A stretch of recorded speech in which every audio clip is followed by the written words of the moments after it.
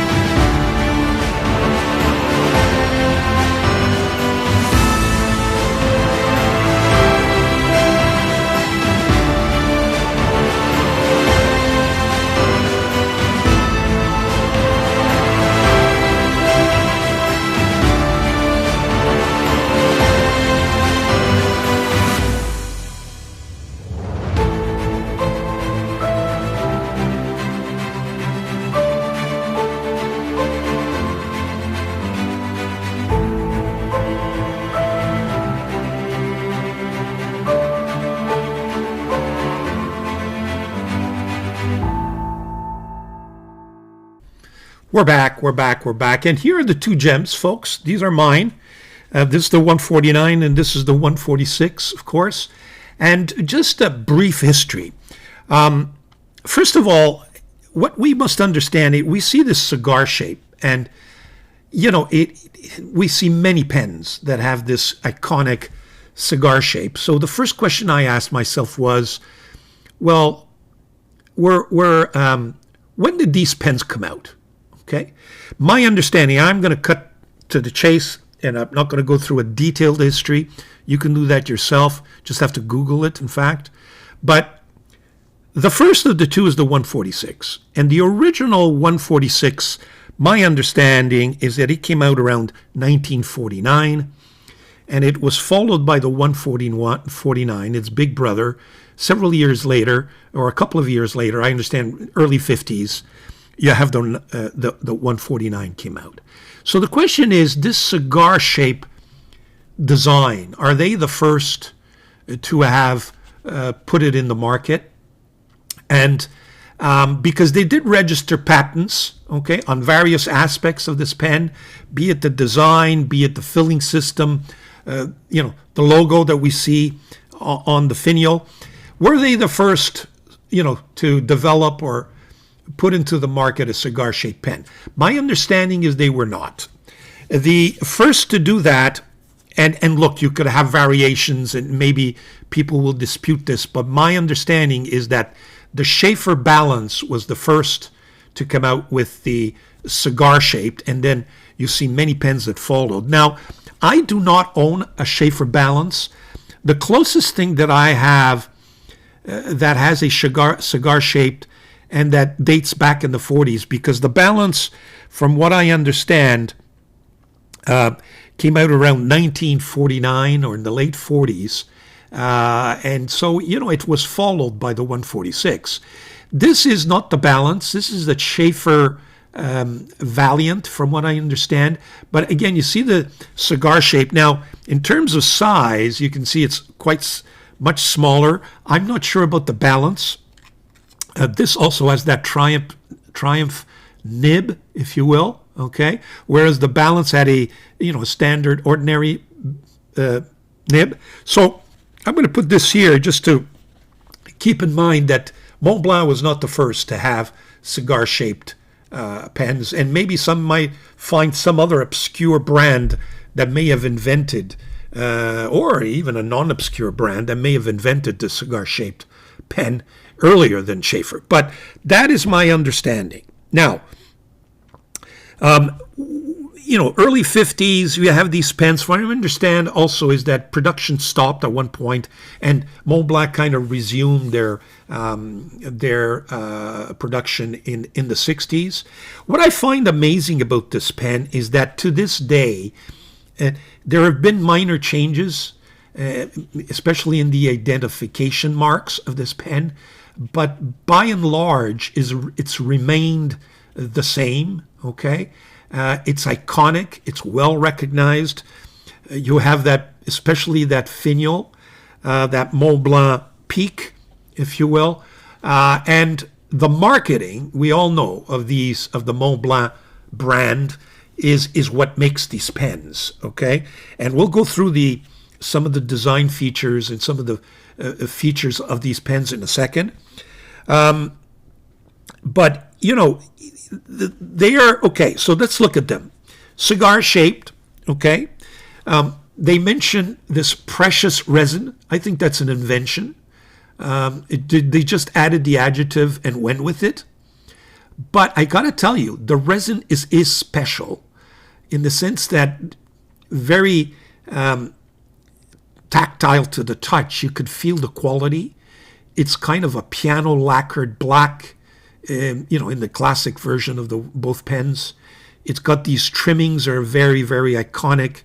That, sharp, very good looking clip, perfect size, nice cap ring. We'll get to the cap ring in a second. The peak on top, and it's cigar shaped, piston filler. The knob turns very nicely. Now, then, of course, the next feature inside is that they have gold nibs, and it's varied between 18 karat and 14 karat.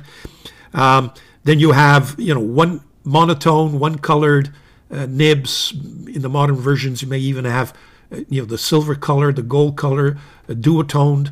This in particular is totally gold, and which gives you some indication as to when it was, when it came out in terms of timing. The marketing of these pens is just outstanding, okay? And, One would argue that these pens may even be the most hated fountain pens on the market. Just out of sheer, I wouldn't say jealousy, but because they exaggerate in terms of the price. These pens are not worth. I mean, this pen, the 146, if I buy it at a Montblanc store today, would cost me over $1,000 Canadian, and the 149 would cost me over 1,400 Canadian. I picked this little gem out for 150 bucks. My wife had to pay the big price for the 149. It's a modern version. This one is an older version, and we'll take a look at its features in just a second. So, in terms of the history, there you have it. Okay. Now, what you need to know as well, I think that's important, and I do want to show you some of my research on the patents for these pens. Just give me a second. We'll go to my computer. Okay, we're back. I just did a simple research. Okay, I just clicked in Google, went on the AI function, and I said, are the patents and copyrights for the Montblanc 146 and 149 expired? Okay. And here's what we find. Yes, the original patents for the design and functional mechanisms of the Montblanc Meisterstück 146 and 149 have long expired. However, Montblanc continues to protect these iconic models through active trademarks. Okay? Expiration. The 146, 149 were introduced in the early 50s. Actually, the 149 in 1952, and the 146, I think it's just a year prior. Utility patents typically last 20 years, and the design patents expire well before 70 years, meaning the original functional and design patents are in the public domain. Public domain status because the original patents have expired. Other manufacturers are legally allowed to create pens with similar piston filling mechanism and in some cases similar cigar-shaped designs. Production changes. Montblanc has updated the 146, 149 design over the decades, moving from celluloid to precious resin. Isn't that interesting? In the 1960s and 70s, changing the feed and introducing piston threads.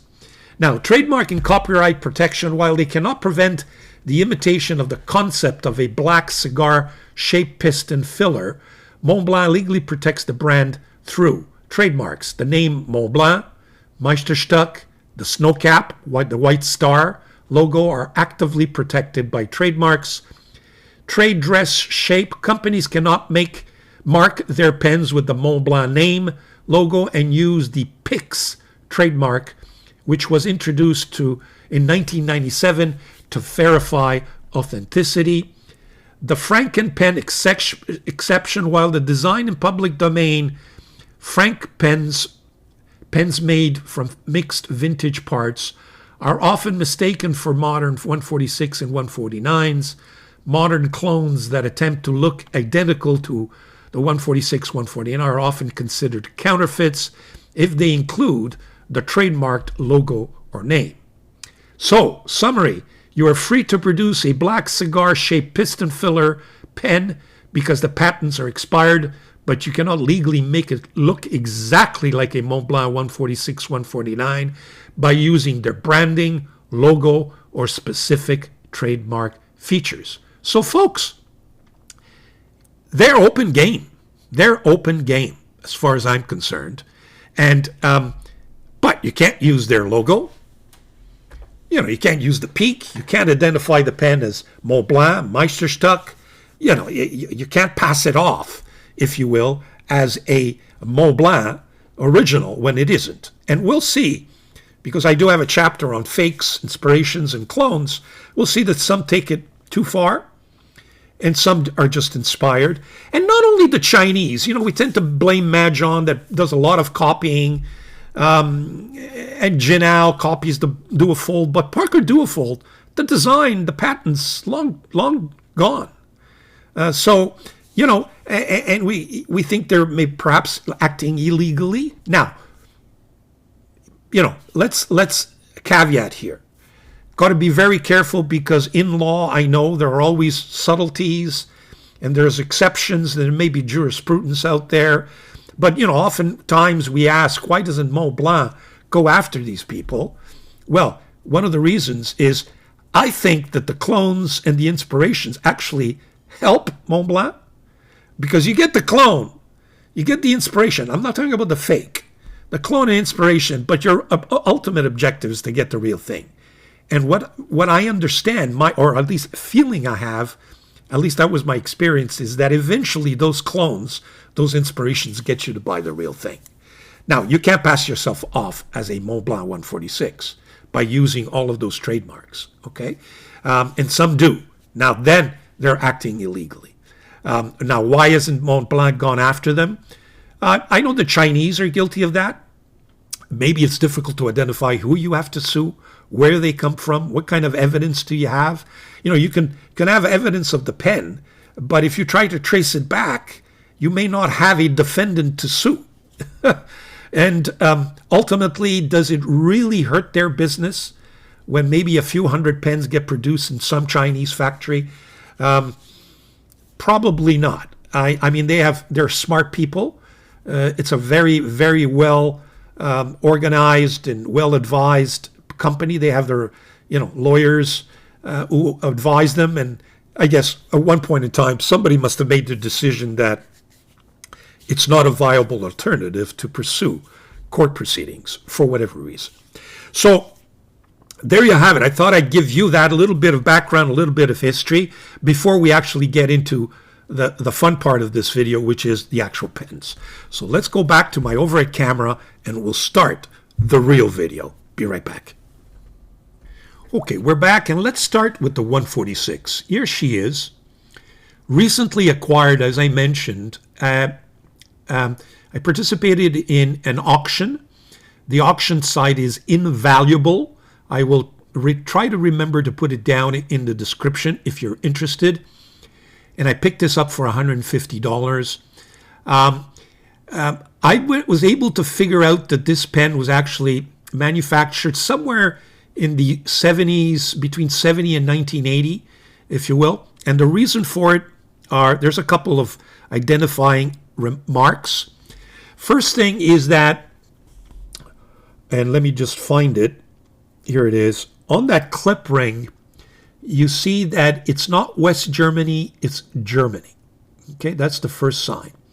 Second sign is that when you open up the pen, you have to look at the nib. Is the nib monotone, duotone, or just one color, which is gold? That's another indication that it was made in the 70s and the 80s. Then you can't see it here because the pen now is filled, but there is there you just see it there. There is an ink window. The ink window is not striped, as my 149, as we will see in a minute. And the ink window itself is kind of a bluish gray toned transparent ink window. And those three characteristics make it such that this pen is identified as having been made in the 70s, between 70 and 1980. Very, very good condition. Look at it.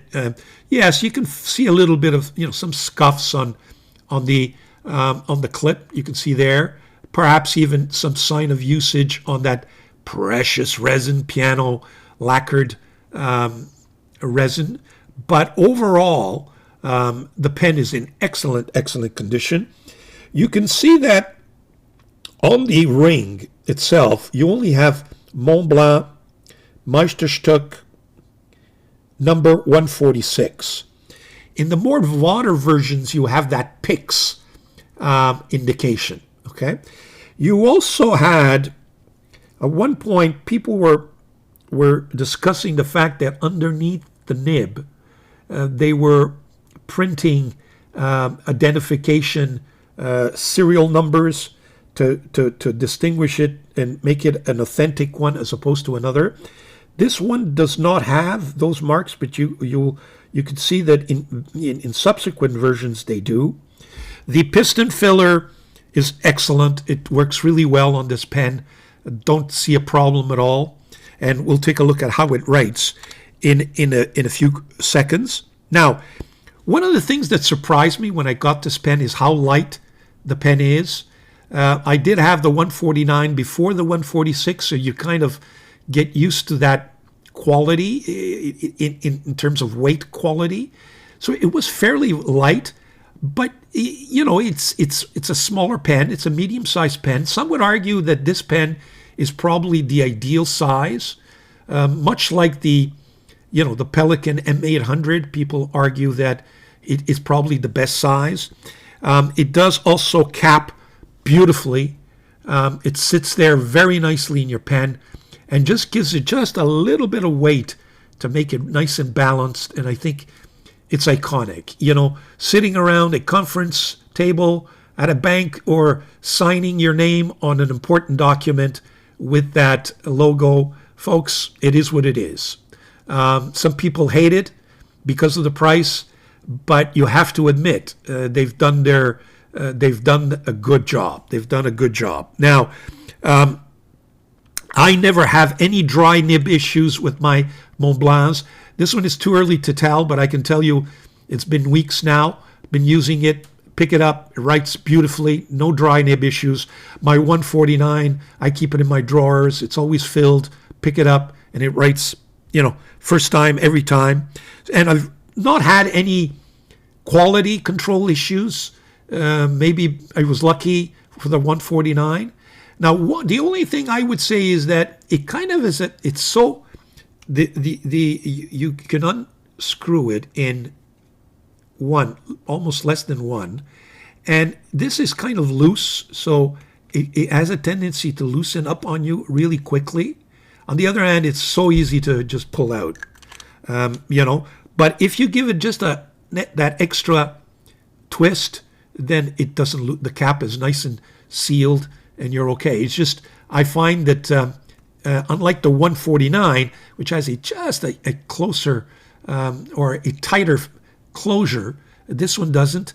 This could be the factor could be that it's been around for almost 40, 50 years. So opening and opening and closing and opening and closing make it such that that cap may be a little looser, but that's okay. I'm prepared to live with that. It's $150, folks. It's not $1,000. So now, one of the reasons why I did not have this pen until now was because I did own already I guess another model version of the 146, which is this beautiful solitaire vermeil pinstriped 146. Now, when you compare the two, you can see that my vermeil is a little bit girthier just because of that, that entire body makes it such. But I always suspected that this pen was a little bit thicker than the standard 146, and I think I'm right. Now, in terms of this pen, same thing, because it does date a little bit. I don't have the picks on the pen ring. I just have 146 Meisterstück and Montblanc. There is also no serial number underneath the clip, not that I can see. On the cap ring, I have a serial number, and that's and depending on how many figures you have, it can tell you when it was made. And I also have Germany inscribed on it. Is there a PIX? Difficult to see. No, I don't think so. There you have it. So that's the vermeil version, okay?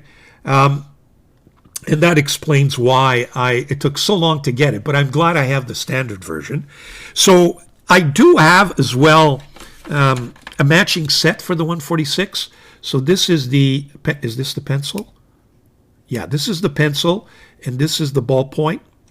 Both of them have Meisterstück, Montblanc.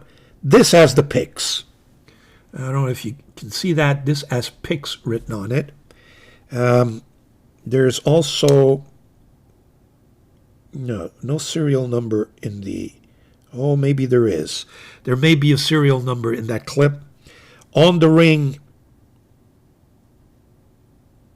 there's a serial there, I can tell. It's hard to see with my eyesight whether I see Germany as well. but I see some engraving there on both of them. There's that Pix right there. Pix right there. So those are so that's my entire set, if you will. Whoop. Let's just put that down here. Here we go. That's it. So that's the 146, folks. So what I plan to do now is to take a look at some inspired clones and do some writing with all these pens, and we'll take it to the next level. Be right back. Okay, so we're back. Now, first level of inspiration that I would like to deal with, and because, we have a tendency to say, the Chinese copy, why don't they come up with their own designs, etc. And there's some validity to those points, but they're not the only ones. Okay, some would argue that let's take this is my Sailor 1911. It is a little bit smaller, but you could argue that it's clearly, and this pen came after the 146. It's clearly inspired by the Montblanc design. It does have differences in the cap, in the clip is different. You could argue that the middle ring is, identified a little bit different. Maybe one is pointed than the other in terms of the cigar shape, or one is flatter than the other. But essentially, we're talking about a cigar-shaped, gold-trimmed, piano black fountain pen. You could argue that there is an inspiration there. Same goes with the platinum. This is my platinum. Now, the platinum version I have is kind of a red transparent color, but it does come in this piano black. And again, you could argue that the platinum found inspiration in the 146. And of course, you have here a series of my Pilot custom pens. I have my 823, my 743, my 742, and my 74, which are all very similar. And again, we're talking about a cigar-shaped, gold-trimmed. Now, can you find a difference in the filling systems? Yes, you can. One is a piston filler. Others may be cartridge converter, or in the 823, it's a vacuum filler. The center band is different.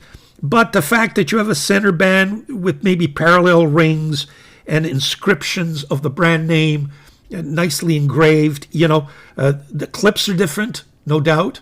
But you can't say that these pens have not been inspired by the ultimate, which is the 146. Okay? So that goes for other brands. And name brands that have kind of been inspired by it. Let's take a look at, inspirations that don't come from, major brands, if you will. Okay, here we are. Now, this is the original. Let's put the original right there so we can distinguish.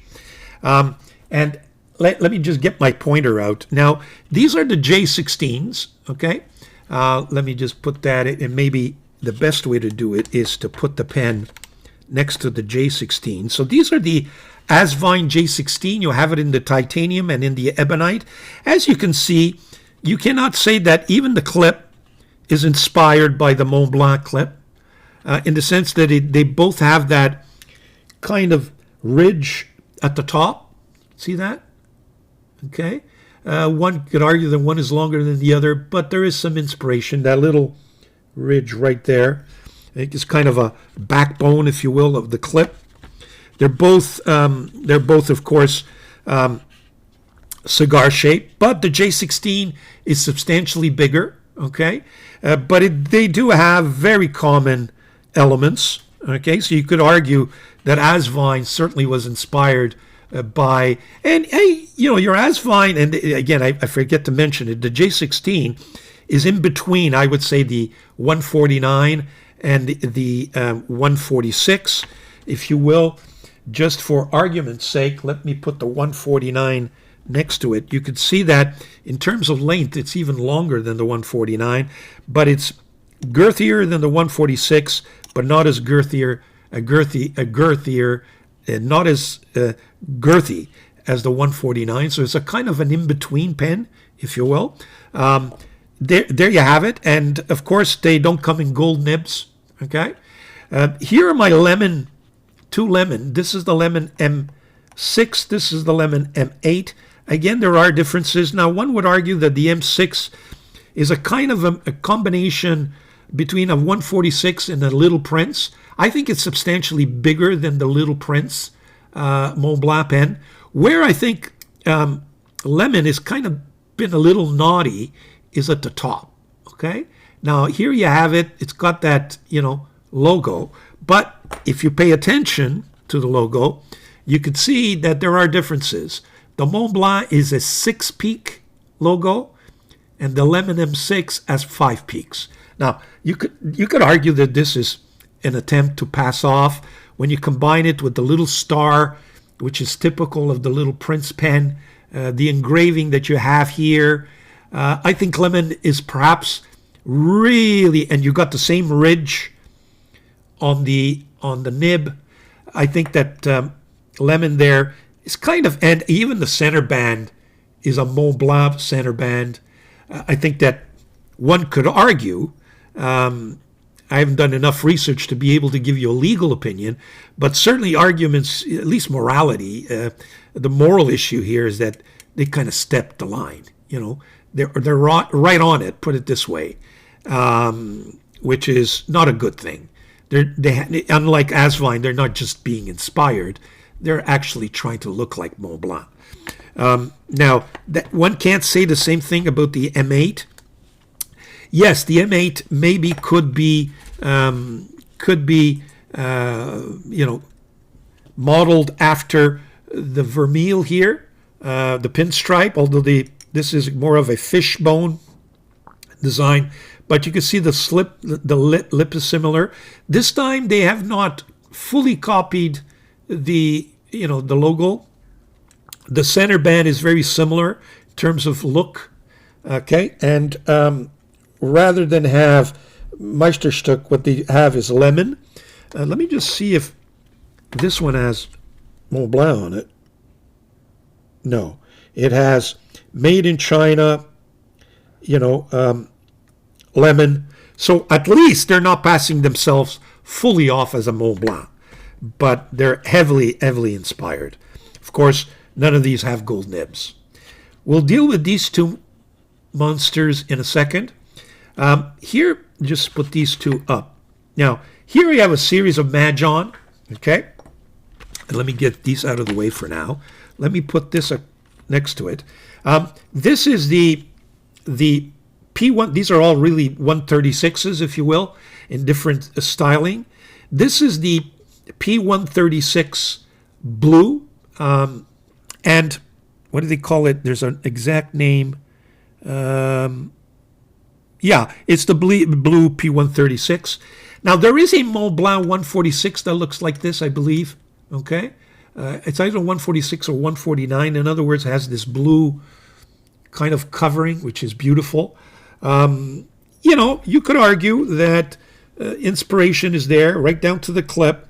The center band, differences, but some similarities. Okay? Both are piston fillers, by the way. So you can see the ridge on the clips. The same would go for this. This is the P136 titanium, or the T136. Some would argue the center bands are similar. The clip and the ridge on the clip, the way it's styled. Both are longer than the 146. Just slightly girthier, perhaps. At least they look a little bit girthier than the 146. Okay, and this is the first version of the P136, which is the standard P136. Again, it's a little longer than the original, but it's got similar characteristics in terms of the nib. The center band is slightly different, but again, you can see the inspiration there, and it does have that lacquer, and you can get it in both in burgundy and black, and I think you have other colors as well. So there you have the Mahjong clones. Okay. Next are the fakes. Now, I needed to get these just as, well, I can tell you I was very surprised because they're excellent quality. But I got these really for the channel so I could do one of my videos of fakes and clones. But take a look at this, folks. I mean, this is ridiculous. Now, here we're talking about, I think, outright illegality. Now, in terms of size, let me put it on this side. You can tell that this one is slightly bigger. Even this fake is bigger. This is rose gold, not real rose gold, but rose gold colored. And this one is just, straight gold. The nibs, the clips, I keep saying nibs, but the clips are very similar. There's that little ridge. But what I find objectionable, this is the real one. We've seen it. The first one, the gold one, you actually have inscribed Montblanc, Meisterstück, and there's the Pix is there as well, with even a little copyright, or trademark on it. Now, Meisterstück, does Meisterstück have?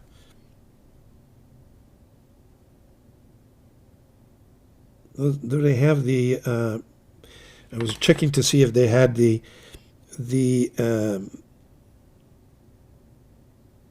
hyphens. Yeah, they even down to the hyphen. I mean, or it's kind of an exclamation mark. When you look at the ring band, you can tell there's an identified code there. The engraving is cheaper. You also have Germany on it, and you also have a code underneath there. It's hard to see, but underneath the clip. So, and you do have a 6-star cap there. So they're obviously passing themselves off as a real one. And I think I paid this like $20 or $30.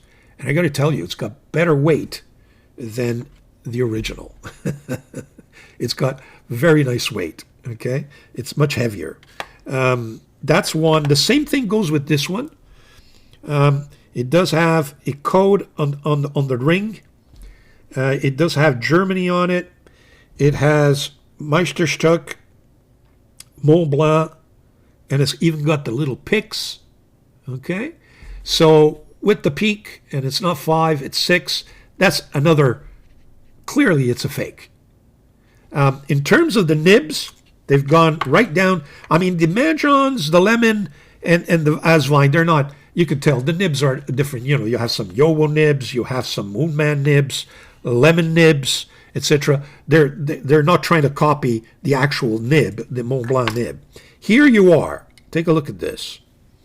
Okay, you have the nib that's identified with 184810 on it, with that Montblanc logo, and with the 14 karat. Same thing here. You have the Montblanc logo, 4810. I would even argue that the engraving on the fake is probably a little bit sharper than it is on the original. Okay, you could tell there. The nib is not gold, but man, you'll see in a second, does it write properly. Really writes nice. In terms of they both have, this is, the real one is a piston filler. This is not. It's kind of a fake cart converter. You can't open it there. You open it here. The converter here, you can turn it and even pull it off, if you will. So at least the piston filler is not the same. The mechanism isn't. Let me just be careful. I don't want to mix them up. Do they fit? You could argue that it does. A little bit, doesn't screw in as nicely, but you could argue that it does. If I take a look at the other one, same thing. This does have a piston filler, but this one is the striped version, okay? And in terms of the nib, it's not gold, it's dew-toned. So it's imitating the modern version. But again, you have the 4810 on it, the Montblanc logo, and they even have 14 karat Montblanc, which is Now, unless these are real gold, I suspect they are not, just because of the price I paid them. But there you have it. Now, that is a fake, unfortunately. Let me just put the proper one on because they're so similar. You could tell the engraving is not as good, if you will. It's not as sharp, but it's a really good job. And we'll take a look, we'll do some writing now. So there you have it. That's a look at the 146. Again, heavily inspired. It has heavily, inspired other models. And certainly you can have imitations, clones, inspirations out there. And there may be tons other that I haven't seen. But this is what I have in my collection. I'm really looking forward to showing you how these pens write. I will be right back. Okay, so we're back. Okay, this is my original. I like writing with this pen capped, posted, one of the few. Okay, so this will be the Montblanc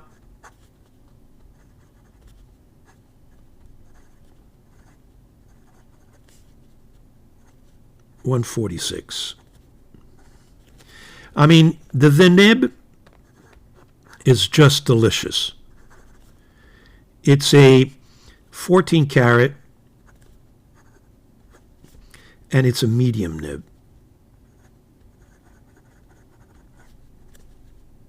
And I got to tell you folks that it just writes so, it's smooth with just a slight feedback, just enough for you to know that you're dealing with a fountain pen, which is always very nice. In my view, when the feedback is not an obstacle to the flow and to the writing experience, it's nice to have. I like a very smooth pen that has very little feedback as well. But if there is a little feedback, I don't mind it. And it's 10 on 10 when it comes to consistency. Okay, there is no issue.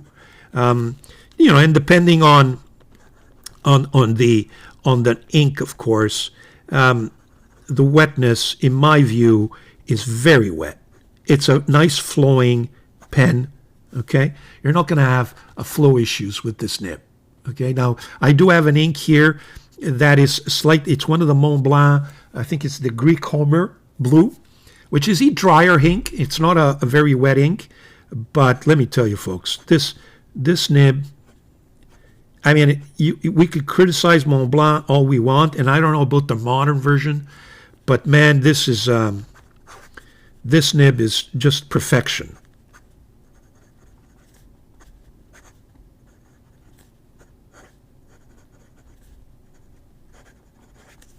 Okay, so, and I want to start by showing you how nice these fake nibs are. This is the bigger one of the two. So this is a fake. Take a look at that. Fake gold. I'm going to put the gold one as opposed to the rose gold. I mean, you can feel that it's a little bit stiffer, which leads me to believe that it's certainly steel and not gold. Okay, because there is a little spring in the original one, just a slight. But these pens are wet. These nibs are wet, smooth, very constant, do not have drying issues, and they're almost $950 less. So in the old days, yeah, I wanted to show you that just as a side here. Let me show you in the old days. I have a box here of clunkers, I would call them. This is like years ago. Okay, I went on AliExpress and I went on a binge and I bought all these fakes. Okay, but these things weigh a ton. This is the John F. Kennedy. I mean, this weighs like 50 grams, and it doesn't close properly. You know, look, I can't get it to close again. Same thing. This is a, you know, they do have a real one like this kind of skeleton. The nib in this one kept leaking on me. It's a number 5 size nib instead of a number 6. The cap doesn't, you know, it's very hard. Same thing with this other clone. You know, real, and you know, the star is not done properly. But they're getting better. You know, they're getting really, really better now. That's maybe one of the problems. I mean, this thing, look, it squeaks on you. That's just a pen. Of course, you had the X159 from Jinal, which weighs a ton. That's the metal one. We try to copy, you know, the whatchamacallit, the 149, and we'll take a look at that in a second. But as you can see, they're down to this one, you know, the little mini one. But, you know, they're basically now they're in my kind of garbage box. But I do keep them just for the channel to show the differences. But they've evolved. So, first of all, the inspirations, Mahjong, Asvine, etc., Jinhao, we'll take a look at Wing Sung later. You know, the inspirations are excellent quality, 10 on 10. But now even the fakes are you know, fairly good quality. Let me go back and look at this rose gold one. This one's a little bit lighter than the other one. So this is but take a look at this. I don't know, it kind of has let me just move my stuff here. Okay. It kind of has a broad nib here. So this is the fake, but man, is it smooth. And this is the rose gold version. I mean, look how juicy this pen is.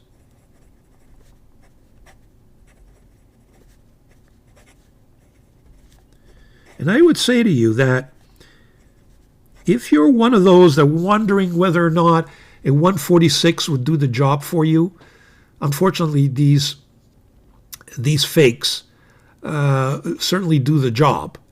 But, you know, there's not only a legal issue, there's maybe even an ethical issue. Not maybe. There's certainly an ethical issue with this. But I, you know, as a pen reviewer, I feel obliged to let you know, don't get fooled by one of these things. They're not the real thing. Okay? So there you have the two fakes.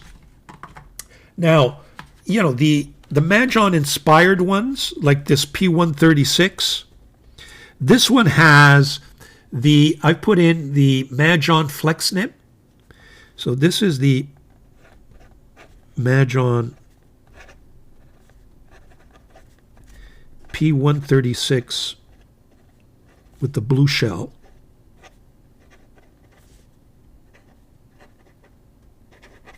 Let me just get my writing pad here so I have somewhere to. Beautiful nib. That's the flex nib. That's the new one they came out with. And you know what? This originally had a Moonman. It's going to stay in there. Going to stay in there. Beautiful pen. Excellent quality. Piston filler. Screws in very nicely. It's got some weight because you can tell it's metal. And that blue skin is just gorgeous. So that's one of them. The same goes with let's do it on the other side here. With this TI 136 or titanium. This one does not have this one has a lemon and polished long blade, long knife, but it's a little bit less, it's a little different. It's a little more subtle. You can tell the tip. There you go. It's not as pronounced as the long blade or the long knife. So this is but take a look at that. Mahjong TI 136, we'll call it. With the lemon hand polished. And if you follow my channel, you know by now that this is one of my favorite nibs, and this is a medium, but I mean, it writes, some would say, almost double broad. And it's so smooth. And just a hint of feedback.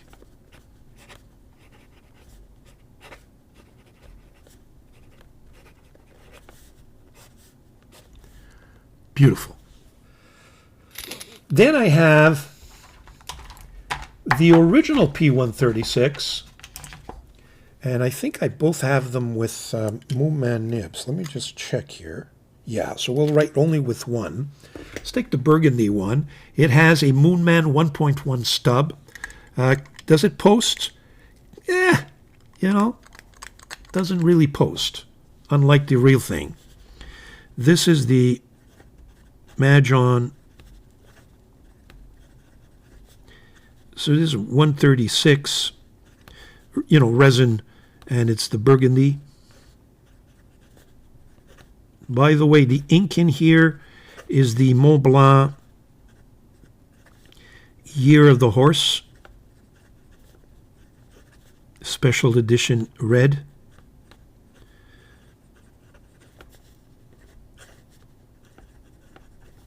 That 1.1 stub is a cursive stub, fairly rounded, so it's not italic. You can tell it's actually in between, but it's got rounded tips. You don't feel the scratchy horizontal line. It's quite smooth, and of course you got the thicker downstroke. Okay, very nice nib. So there you have my Majons. Let's take a look at the lemon here. Let me move this out of the way. This is a heavy pen, the Lemon, the M8.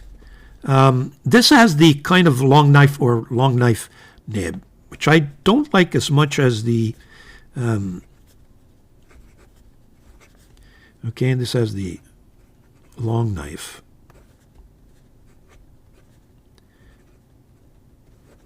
It's got kind of a deep, just a thicker ball at the tip there, just a little bit thicker.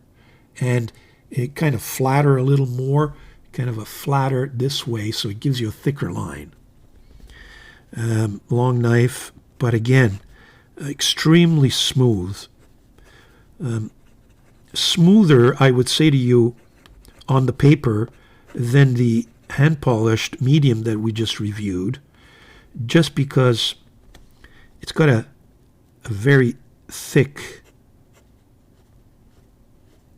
architect sort of a shape nib. Very nice. Okay, that's the first one. And the other one, which I think is on the borderline here, the 5-starred Little Prince Montblanc 146 kind of a naughty combination, does post, by the way, but not perfectly. This is the Lemon M6, and this has the hand-polished.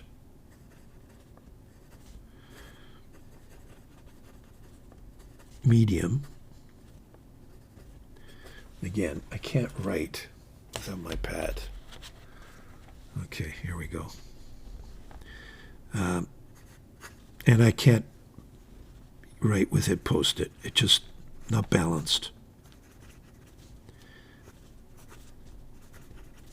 Very wet. Just some of the best nibs out there, those lemon nibs. Very, very nice. Let's go to the next page. I'm going to just write with one. These are my Asvines. Let me just, yeah, they have the Jinhao nibs, and I forget which one. There's one of them that may not write. So we're going to, I think this J16 titanium is okay. We'll just turn the page here. Okay, here, well, right here. By the way, Toma River paper, original, the best. So this is the Asvine. J16 titanium. And this has got a Yowo unbranded, and this is a broad nib. So being a Yowo broad nib, they're wet and juicy and some of the best broad nibs. Probably that, along with the flex or elastic Yowo nibs, are my favorite. Right, really nicely. And speaking of which, I believe I have those elastic nibs or flex nibs on my Ebonite J16s. Not this one. I just don't know if it has any ink. Let me just check here. So this is the, yeah, I may not have some ink. Oh, yeah, it's drying. Gonna come out. J16. Not sure it has. This has the, yeah, maybe running out of ink. Let me just prime it. Yes, let it gush down a little bit. Here we go. Yowo Flex.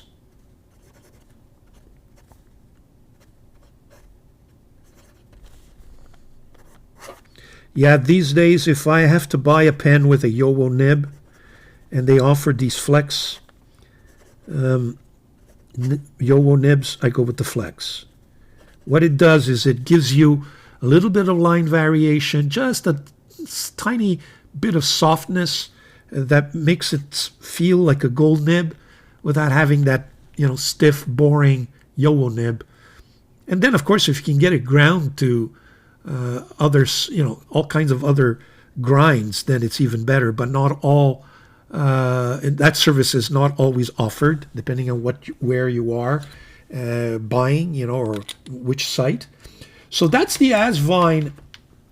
Now, the Asvine J16, what I wanted to demonstrate as well is that the difference with the Sailor, although inspired in my view, is that we all know that the Sailor, this is the 1911. Does it have any ink? Be right back. Okay, I'm back. Sorry about that. I forgot to fill it. The Sailor, what it has going for it, yes, it's probably inspired, but the Sailor nibs are unique, as we all know, or as some of you might know. This is a Sailor 1911. It has a 24 karat nib. I don't believe the 146, 149s ever came or come in 24 karat. Okay, this is what they call FM or MF, either fine medium or medium fine. I forget which goes first, but that chalk-like feedback of a Sailor nib is unlike any. I mean, there is, I forget the pen now, but there are a couple of pens that kind of come really close to that Sailor feel, but it's very unique. So they may have been inspired in terms of overall design, but when it comes to the nib, they're masters of their own nibs, in my view. And some would argue that the Sailor nibs are superior to the Montblanc nibs. Got a little bit of softness to them. Then, of course, you have platinum. Now, what I find distinguishes platinum, first of all, it used to be an affordable pen. It's now gone up in price, and it's ridiculous. They've done something, new mechanism somewhere to justify, the pricing. But I don't believe they're been honest with us. They should never have changed that price. But you can still get some of the older versions, and trust me, not worth buying the new one. I wouldn't encourage them at all. They should never have done it, and to gouge us again. But having said that, this is an older 3766, and what it has, so this is is it right? Yes. Platinum 3776. What distinguishes it is the fine line of their nibs. You can see that they're Asian or Japanese, meant for Japanese writing and not, Western cursive writing. Every nib is finer than usual. This is a medium, and it writes like a fine, and some people would argue even an extra fine. So that's, again, distinguishes. You can almost know when you're writing with a platinum nib, and it's a gold nib. It's got some flex. It's really nice. Great pen. Don't buy the new one. Buy the old one. So that's the platinum. And last, of course, the pilots. Now, my other pens all have an FA nib, so it's not indicative of their standard nibs. But this is pretty standard on the 823. I believe this is a broad, if I'm not mistaken. Yes, it is. Pilot, custom, 823. And again, their nibs are a little bit finer, but not much. Meant for the Asian market. It's got some softness to it. This is this is not a, whoops, sorry, this is me. Oh, maybe it's running out of ink. Yeah, it's ran out of ink. Sorry about that. Yeah, you could tell it's empty. But, again, Pilot Custom, their nibs are really nice. And some would argue that their nibs and the variety they offer are probably superior to the 146 gold nibs now on Montblancs. So there you have the gamut there. I hope you appreciate that's the 146. What we're going to do is we're going to remove this from the picture. We'll take a look at the 149, another very exciting pen.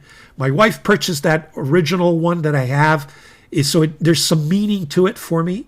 But there again, it's got its clones, its inspirations, and yes, its fakes. We'll be right back.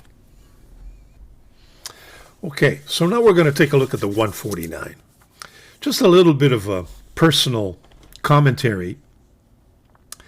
I remember the 149 when I graduated law school, and I articled in a big law firm in Montreal, one of the biggest in Canada, in fact.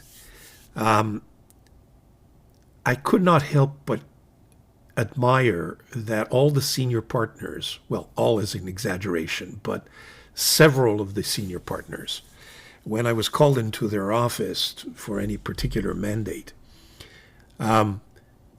they branded their sword, so to speak, and it was definitely the Montblanc 149. And I found it fascinating, that when they opened it, it would have that fountain pen feel. They would write their notes, and what I immediately admired was the size of the pen. It was just majestic in their hands, and the way the ink flowed on the paper when they were taking notes at the same time. And I said, wow, that is a writing instrument that I would like to own someday.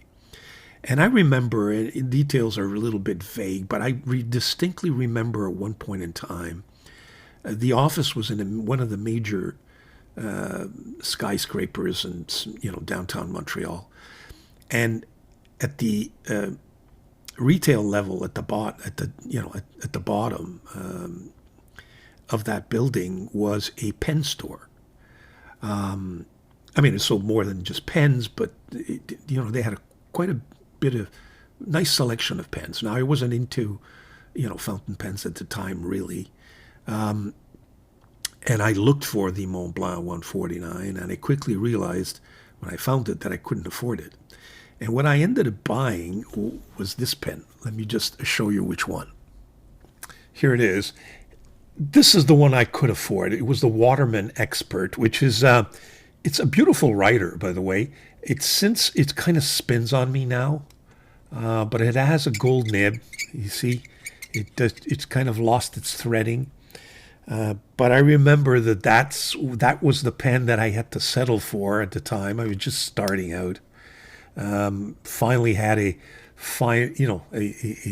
an annual salary, so it started my life. And this is the pen that I had to settle for. And it's no slouch. It's a nice writer. It's a beautiful writer. To this day, I've owned it. It, like I said, it spins on me, but it's still a nice wet writer. But I always, said to myself, one day we will be able to afford that. And I distinctly remember that subsequently, my wife purchased a ballpoint 146 that we saw earlier, but not the fountain pen. And the 149 really came much later. I mean, I started collecting pens, and yes, it was always in my sights. And then for a special anniversary gift, my wife gifted to me this one, the 149. So essentially, it took me over 30 years before I put my hands on this juicy writer. It is a sign of prestige, much more than the 146, I would say to you. You see it in the boardrooms, and I don't want to be snobby, but that's where it finds itself. You got a gentleman like S.B.R. Brown, who to this day I think doesn't own a Montblanc because I think deep down he feels that they're gouging us, leading us to believe that somehow this resin is precious, etc., etc. And nobody can believe that this actually costs so much money to produce. But having said that, snobbery aside, I've got to tell you that this is indeed a majestic pen. No matter how much you try to avoid it, it's in your thoughts, it's in the hunt. And what I noticed is you can get one in the used market with probably better quality control, no quality control issues, really nice nibs for much cheaper. So don't get tempted to buy the modern versions. I think you should hunt for it. Auction sites and the like. eBay kind of gouges you. But if you can, just keep on bidding and never go beyond the price that you're willing to pay, and don't exaggerate, and one day you'll land on one, and you won't regret it. So the 149, I think, is a majestic. It is probably, the most majestic and recognized pen in the world. I hate to say it, but it is. Now, for having said all of that, the next question I think that's important that you folks might be wondering is, which one do I prefer? Do I prefer the 146 or the 149? I just recently acquired the 146. So I'm going to have to continue playing with it for a little while longer before I, make a final determination of which is my favorite. But let's do some writing with this pen, and maybe we can compare. This is the Montblanc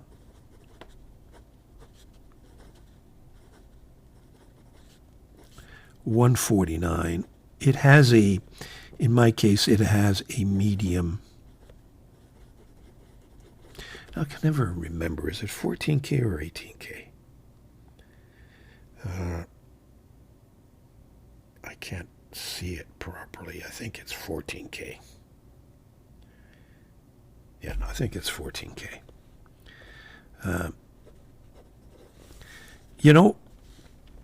It is quite a girthy pen. The length is nice. The section, I find, some people find it a little too girthy, and it's straight up. There's a very little flare there. So it's not as if, it becomes drastically different the closer it gets to the nib. It's got this beautiful, some people call it a number 9 nib. I think it's essentially a number 8. But again, you've got to measure it. But in terms of looks, it's just, this pen, I hate to break it to you, it writes all the time. It never skips on me. It, unless there's no ink, when I open it, it writes. And it's just as juicy, just as expressive. So it is a wonderful, wonderful pen. Can I post it? I don't post my pens. Yes, you can post it. And even post it, it just has this kind of a light feel to it. It just kind of sits there in your hand. Not too heavy, not too light.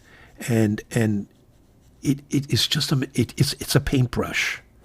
And you write with it, and it just moves along. The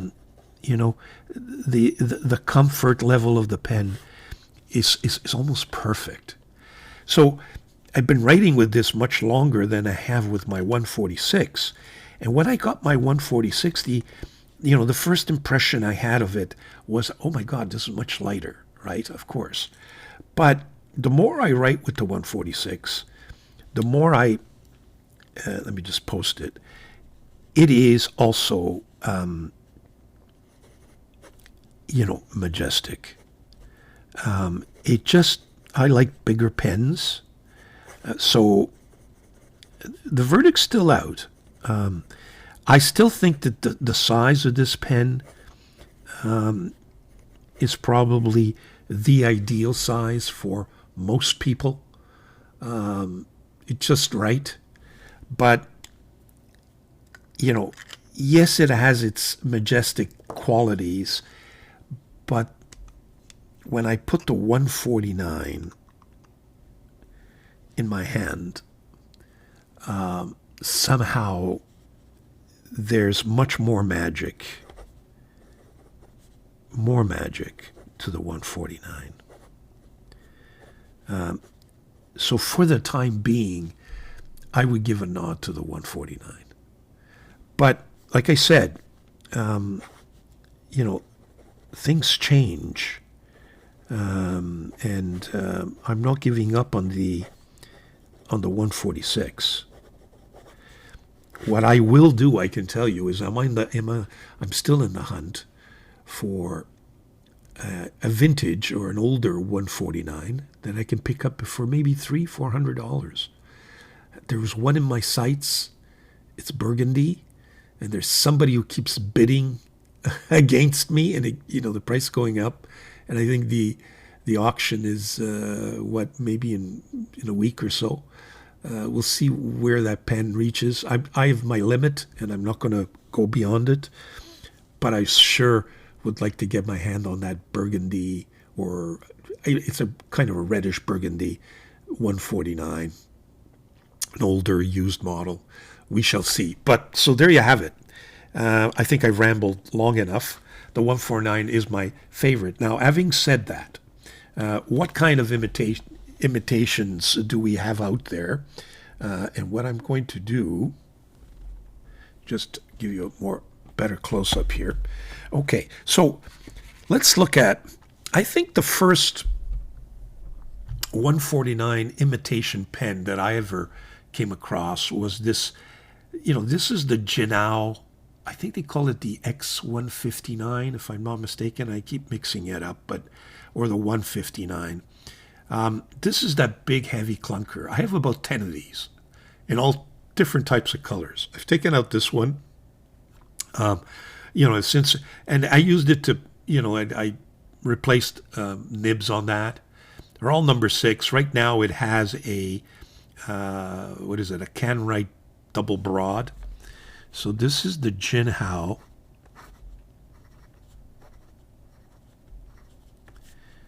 I think it's the X159. Whoop, it's bleeding on me. That's just a nib. It has baby's bottom. Whoa. That was a disaster. Yeah, I just inked it now and I saw that I had an extra Canwright nib, and I put it in there, but it's not working out for some reason. I guess you can tell the feed is just not appropriate for that nib. But this was I guess, the first pen that kind of, resembled the 149. It's got its differences, no doubt, but there it is, and it's a big clunker, What else have I got for you? Well, let's start with Winsung. I mean, take a look at this Winsung, and then, compare it to the original. Now, this is the 930, but you can find one, a 630, and we'll take a look at the 630 in a second. But again, very highly inspired, the Winsung. And this has even a bigger nib. So this is the Winsung 930, and this has a extra fine nib, as you can see. Very fine, excellent writing instrument. Precious resin, folks. It sure feels like it in any event. So it may not be as precious as they would want us to believe, but that's the first one. If we stick to Winsung, this is its younger brother, which is the 630 in the burgundy color. Again, one of my favorite pens. It's got both of the Winsungs I've shown you so far have the new Winsung nibs. This is the Winsung 630. Does this have a medium? Yes, a medium nib. And it's the new medium nibs, or the new nibs, new Winsung nibs. And take a look at that. I mean, yes, there are differences, but there are a lot of more similarities than there are differences. In terms of feel, this does give you a very similar feel to the actual thing. I can tell you, both in terms of weight, comfort, look. Okay, I've got a few other 630s. For example, they come in different colors. I'm not going to go through them all. I think it's one of my favorite Chinese pens, so I've got many of these 630s. This one I think has a fine nib. And maybe one more just to show you the broad. This is the one of my favorite nibs, the Winsung 630, with that juicy, almost double broad nib, in my view. Very nice. Again, they come in different colors. Next on my list, I guess, Mahjong. This is the Mahjong. You could see that the similarities are striking, down to the ridge. Whoops, the ridge on the cap. The rings, maybe missing one ring there, but still very, very similar. This is the P141. So this is the Mahjong P141, and it's got the new Mahjong nib. Okay, the new nib, and this is a fine. So Mahjong certainly has the nasty habit. It's got its better brother, an older brother, which is the 140, and it came first. This has got to be one of the better Chinese pens on the market these days. And congratulations to Mahjong. They managed to make it a little bit different from the, yes, the clip is the same, but at least they've got a center band that's very, very different and distinguishes it. But in terms of shape, in terms of feel, and this I have other versions. This is the demo version. It's a little bit longer and not as paintbrush-like, but it's very close. And what's beautiful about this pen and the number 8 nib on the pen is this sun nib, which has got some flex or softness to it that makes it feel like a gold nib, So that's the Majon P140. And I'm probably not giving you much, but in terms of you've seen this is nothing new. This is, again, one more Chinese pen that I think has been a great success, which is the Asvine V800. This thing is always on my desk. In fact, I noticed there's no more ink in this pen because it's usually a real gusher, and now it's just coming out. I think it's got the last few drops. When I want to journal and just put down my thoughts and enjoy a nice writing experience without taking out my expensive pens, this thing is always next to me. Not at work, but at play, so to speak. And beautiful, beautiful pen. Now, this pen, I think, is an inspiration of the next one that I want to show you, which is the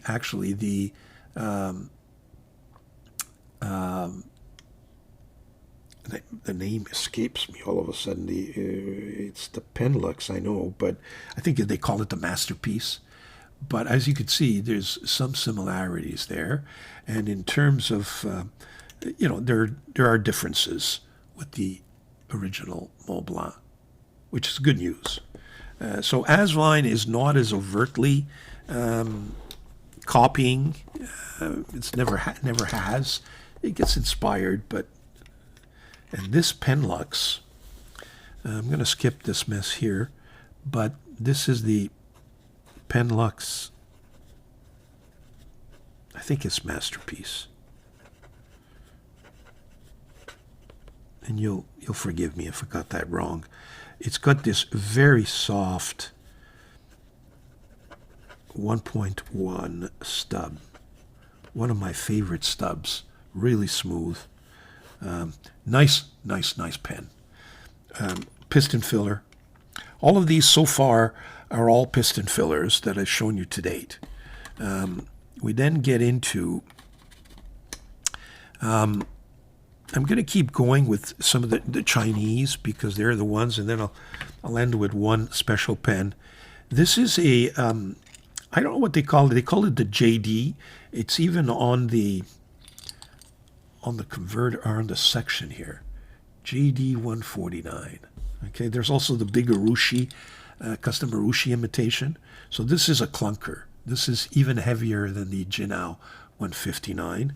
So this is the JD 149. And it's got a number 6 size nib, not a number 8.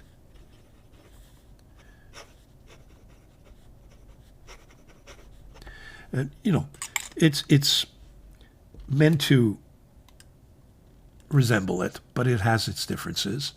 Although the clip is very similar, but the center band is different, etc. But it's got that cigar shape. And it's a clunker. It weighs a ton. This, along with this other one, which is a titanium. Mind you, this is much bigger, and it's just a cigar shape, as you can see. It's much bigger, but I find this is one of my favorite pens. I've put in a number 8 Majon Sun nib in there. I forget what they call it, but I call it the big titanium pen because there's really no name for it, and it's got this funny kind of a filling system I'm not going to get into, but for those of you who follow my channel, I've reviewed this pen. All these pens have been reviewed in detail. But again, very nice titanium, heavy, but titanium pen. Last, before I get into a special pen, is this recently purchased Fullen 353. Now it is different. It's even got, I think, a different type of finial. The inside also looks very, very different Okay, so, but some people would argue in that black lacquer kind of acrylic, some people would argue that it's inspired. So this is the full, it's got that flex nib, that double layered flex nib. So this is the Fullen 353, and it's got a 1.0 flex, a real gusher.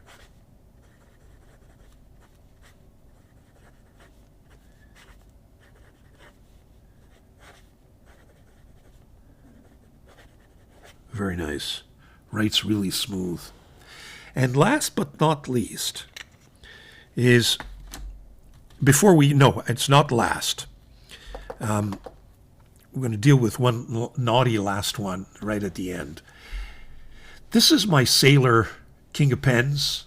And come on, you can't say that, this is not heavily inspired by the Montblanc. What makes the Sailor different, I think, does it have the same majestic hold in your hands? Absolutely. It's got that lightness, but at the same time, that special quality. Difficult for me to describe, but I could just tell you, it just fits in your hand, and it is ready to go. But what's special, I think, about this pen is the nib. There's no nib like it, in the sense that it has both the smoothness,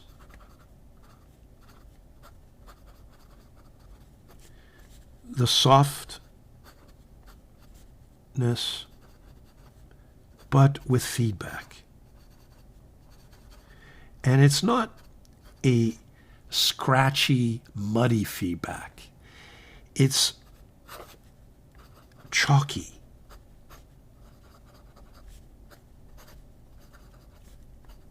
The sound, that scripting sound, is unique. Hear it? It almost has an echo, and it is majestic in its own right. Very different from the Montblanc. I would say to you that the writing experience of this King of Pen is probably better, just because of that scripting sound.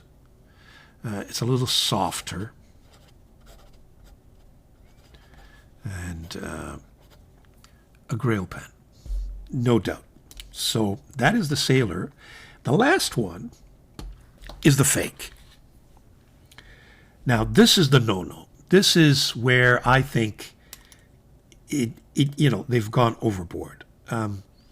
First of all, I can tell you that it has practically the same weight, the same feel.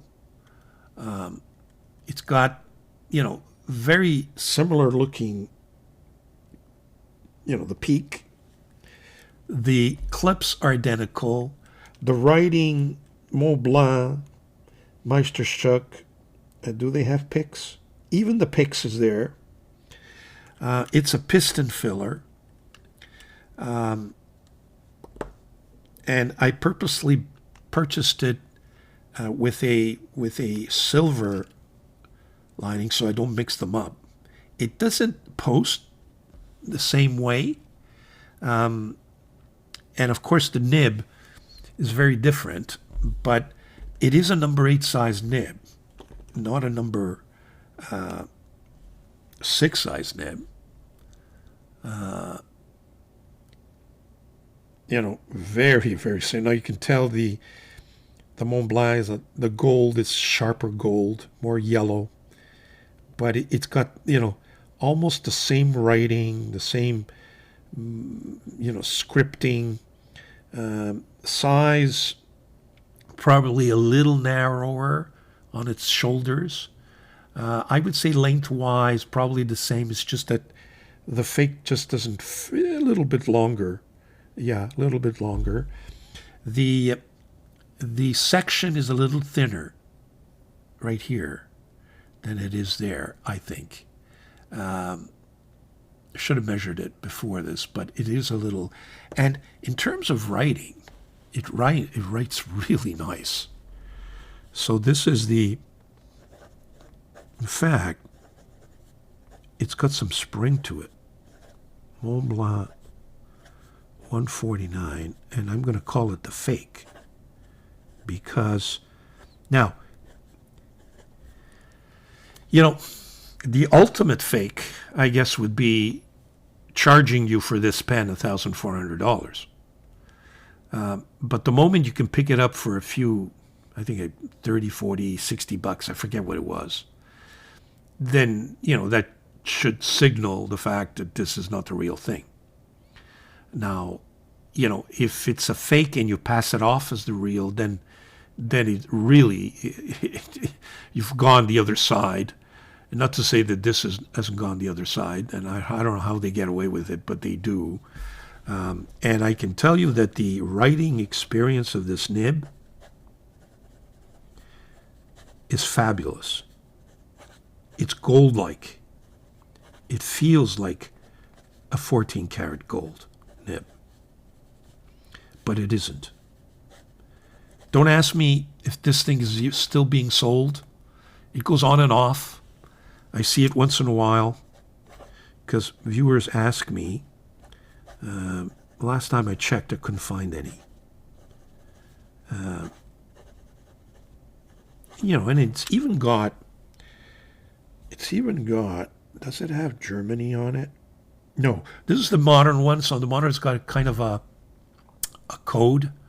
It's coded. Does it have something underneath the clip? Yes, even under clip. So it is meant to be, just an unfortunate fake. But unlike the clunkers, like this, the original ones that were trying to, imitate the 149, it's got precious resin, folks. Piston filler.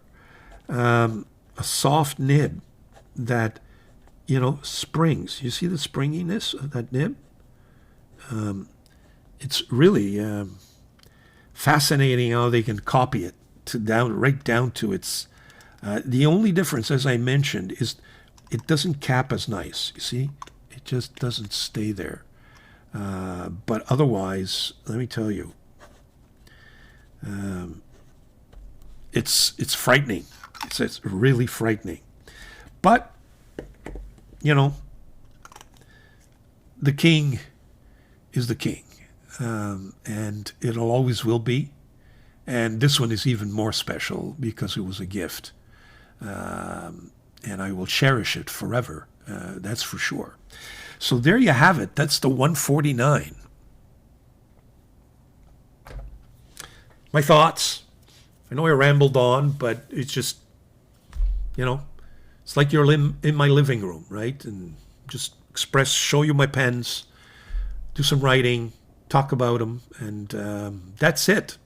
The 146 and the 149, in my opinion, the most globally recognized and cloned pens. Probably even more than the Parker pens. So there you have it. I hope you enjoyed that. Enjoy your pens, folks, and don't ever buy brand new. You can find them. I'm sure you can find them. It's fun to hunt for them, and the auctions are the best place. And you just have to hope that when you bid, and you bid low, stay with your price, and keep. And there's always more. There's always more. It's you'll never find an auction that doesn't have a 146 or a 149 in its various forms, even in its limited edition forms. People go for the limited editions a little more, so you can get a lot more bidding there. But, you get a 146 and it's used, and if you get lucky like I did, 150 bucks, that's it. I put my bid in and nobody responded. And one day I got an email saying, you won your bid. Is it going to take you a year? 6 months? A month? Are you going to be tempted at one point where you're going to bid and the other person's going to shy away? Perhaps. You know, if somebody's busy and they, like me, during the day, they don't have time to counter any bids that you might receive, and you forget about it and nobody else has the time, then, you know, you can get lucky. That's where I would go. That's where I would go. Check eBay. You never know. You might find something and, you know, somebody selling it at a very reasonable price. But, you know, you can get one. I've seen them, $400, $500. You're not going to spend $1,000 for it. That's for sure. So there you have it. Thank you very much for joining me. Please stay tuned for all my videos. My weekly recaps are always there. We keep going. We keep having some therapy. And I hope you're enjoying your spring. I don't know when this video is going to come out. Probably springish or close to summer. We shall see, depending on how the sequence goes. And I might just bump it up because I just love my 146 and I wanted to show it off. And I figured I'd show it off along with my 149 and put in the clone twist for you. Thank you very much. Take care. Ciao.